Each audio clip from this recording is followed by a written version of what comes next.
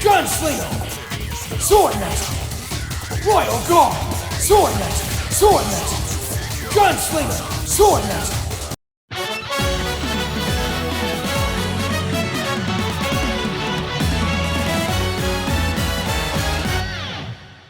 Well, it's kind of funny that the last thing that Hasagawa done is to quote-unquote funk over the fans, which is the most Hasagawa-pilled thing that he ever done in Kamen Gotchard. This next to episode 12. The episode itself followed Spanner and Lachesis being followed by Gigas, trying to bring Spanner into his side. I did like that just Spanner was so committed to fix the Valvorad driver, while Lachesis is watching him, and it's like, would you want to talk or something? They're just not talking. She even like counted the time, and it's like, dude, it's been 3 hours. The fuck's wrong with you? Just go to Kyoka. It was genuinely funny, but also it does tell us that Spanner doesn't get any context clue to what a woman would tell him without her obviously saying it. And having Spanner actually protect Lachesis because he doesn't want her to get hurt or even die before achieving her dream shows how much he grew as a character. And his desire to protect Lachesis because he wants her to achieve her dream was genuinely great. Again, it shows how much Spanner has grew as a character. Oh, it's so fucking good! And having him finally get to fight off Gigas' black flame with his determination, while Hotoro's words finally got him to understand that maybe, just maybe, he can be the light of that world. It's just so good. Again, Spanner as a character was genuinely, slowly and slowly, you can see him kind of growing into the human that he is today. Yeah, there was kind of like a big chunk where he kind of stayed one note and nothing really changed, but you can clearly see that was the original intention from Hasagawa. Not sure about Uchida, but I can say like this is clearly like Spanner and Lachesis are both very much Hasagawa characters, and you can really see that the rest of the cast are also, but those two really feel like Hasagawa really wanted to pay attention the most to. And in the end, the Black Flames actually transforms into Silver Ones, which fixes the driver, but also transforming the Valvorad driver to the Valvorad Koegane driver. And Spanner gets to transform into a new rider.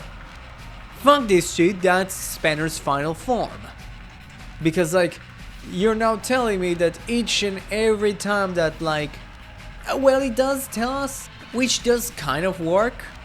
Because like, if you really think about it, if you remember, it's like, each and every time that Hotoro got a new like attachment for the Gotchard driver, he called himself something Gotchard.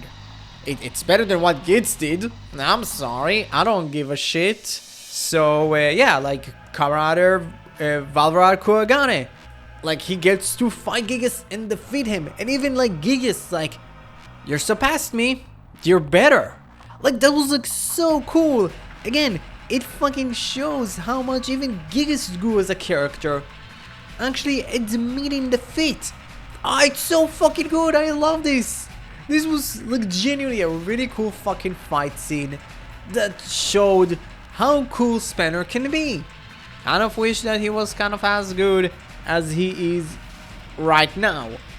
And it does kind of work with the entire like this show being semi of a next generation Agito. How much? No, it's really not. Very much like Valvorad Koregane is now G3X. Twilight Majed is like Gills Exceed, and Rainbow Gotchard is very much forgot the name of Shining Agito. Yeah, that's cool.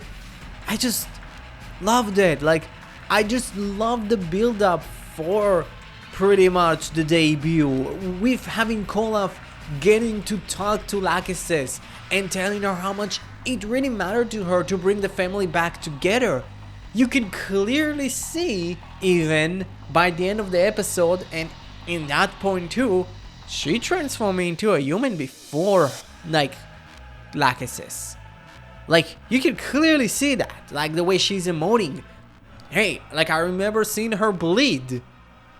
Again, it's like so interesting that we're not talking about that fact. And it's so fucking cool, it's so fucking interesting.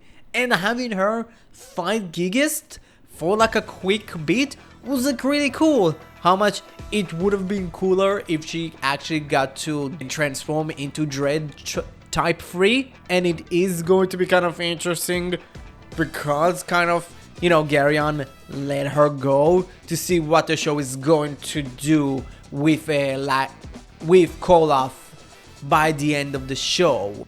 And for the rest of the cast, before I kind of return to what happened in the end of the episode, are still getting mobbed by a bootleg banjo. But hey, we got the return of the dad and the daughter from the X-Rex episode.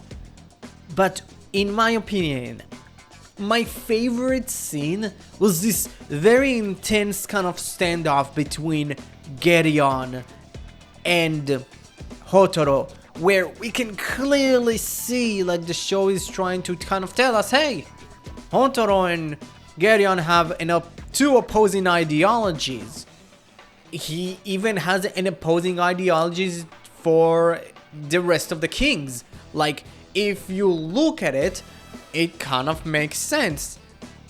With Garyon wanting the world to stay still, encased in gold, which is pretty much a status thing. A thing that Garyon talked about. It's like, it's a thing that humans want. And it's so interesting that he clearly sees it and he clearly wants it. It's not just, oh, I want to fuck over humans by the things that they want. It's like, he wants it. He wants status. He wants this status of someone with luxury. Like, it's actually fucking brilliant in my opinion. While if you compare it to Hotoro's wanting to change the world and maybe help fix it, is really cool. At the same time, like, the kings also want to change the world. They don't want to really destroy it, how much Garaja kind of wanted to, but she wanted to pretty much to rebuild it, probably, is really fucking interesting. And like, the moment where fucking Hotoro's mom came in, I was like, oh my god, she's finally going to finally utter the words, honey, you're back. But she didn't. I was like, oh, that would have been such an interesting fucking, like, small wrinkle for the show to do. But, they didn't do it. But hey, he did get to create a Kemi. Hey, it's the second Kemi that we actually, third Kemi that we got to actually see being created. Well, like, Nijigon was already a Kemi, so you can kind of say it's the second Kemi still next to Kamadon. With Eldoragon. That's cool. It's just a repaint Nijigon. And like, I kind of wish it's like, Hotoro, just unleash Nijigon. Let's just have those two, like, have those two paths swap fight. That could have been funny. But it didn't. And it grabbed the last Philosopher's Stone from Gigist. And like, everybody was kind of trying to catch it. And Lachesis caught it. But Lachesis got shot. And she dies in Spanner's arms. Where she finally fucking tells him that, yeah, the last thing I needed to do is to fall in love. And we can kind of see a human Lachesis, which is now dressed like a quote-unquote normal human being. She got rid of her gothic youth, her gothic look. How much, like, come on, Japan, like, I think Rhea Ripley is very much shown to be like, oh, that's the new hot thing. But fine. And she gets to die in Spanner's arms. And that moment was fucking sad. It's the most Hasagawa peeled fucking thing ever. And I fucking loved it. It was sad, and in the end, Spanner is like, yeah, you're one of us. Like she already is dead, but she's one of them. She's human. Like this death is not just meaningless. It's a part of Lachesis' entire arc as a fucking character. Like, it seems like, yeah, they wanted to kill her off way before, kind of like how the Nato trio were, but probably like the only time that Hasagawa's fights actually like he got to win them is this part. And I fucking loved every fucking bit of it. Like, her story was very much in the end to die in Spanner's arms. To give Spanner way more of a motivation to actually fight than just, I want to be the light of Hotoro's world. But it fucking worked. It gave Spanner now the reason to genuinely fuck the living shit out of Garyon. Which I fucking loved. It worked for Spanner. It worked for Lachesis in my opinion. I think it's probably the strongest episode in our final arc because fuck, it's with two characters that in my opinion are well enough developed and gotten enough time to be developed. When the next day arrives, a big ol' fuck off Rubik's Cube is now lurking in the sky and the team pretty much runs to the semi-point of origins of it, where they reach Garyon, which shows them how he got the El Dorado driver, at least in the show, with the three like dots in the triangle now represent the three Philosopher Stones, and he transforms into Kamen Rider El Dorado, and he presents to them a frozen golden Minato to end this episode. This was great. This was genuinely something that actually kind of worked for a penultimate episode. It had some problems, but the problem with it is the structure of the show. I think the show was hurt by 3 fucking episodes. I think the show got hurt just presenting only Gigas at the start. Like, I'm going to talk about my overall feelings of the show by the end of episode 50. But I feel like this show could have worked so much better if they would have moved some episodes and restructured the entire show. This episode could have been, like, great for, let's say, episode like 47. Giving Spanner his final form and getting that form to actually do something throughout at least the show, and still having like Gigas kind of having a last hurrah with Spanner, which is, again, I did like that each and every villain kind of got in like a hero to fight off. Again, it made sense, like using Garyon as very much Hotoro's villain, because their ideologies genuinely fucking contradict each other. Because if you think about it, it doesn't contradict Spanner's. Spanner's want is just to revert the world to how it used to be. Rin kind of has the same ideology as Hotoro, which is the origin point of that ideology. So it does work in my opinion. So like, I genuinely liked the episode. I loved the gradual build up to that fight scene. I love the moments with like Lachesis and Spanner, and Koloff really shows how much, first of all, her actress is fucking incredible, but it shows that how much she grew as a character. Like, you can clearly see the through line of Koloff is the most well developed out of the 3 Dark Sisters, which is, again, still insane to me that the one that I found has the least personality now has the most, and I am more invested in her story than anybody else's. which was fucking amazing. Like, I love this episode. Again, if it would have been slightly before, like episode 49, and it was episode, let's say, 45, episode 44, it would have been better because we would have more time to actually do like anything. But again, 3 episodes of the Legend special, kind of like being all around the place with the 3 kings being introduced way too late into the show. This episode kind of got hurt, but I still loved it good enough to give this episode a B.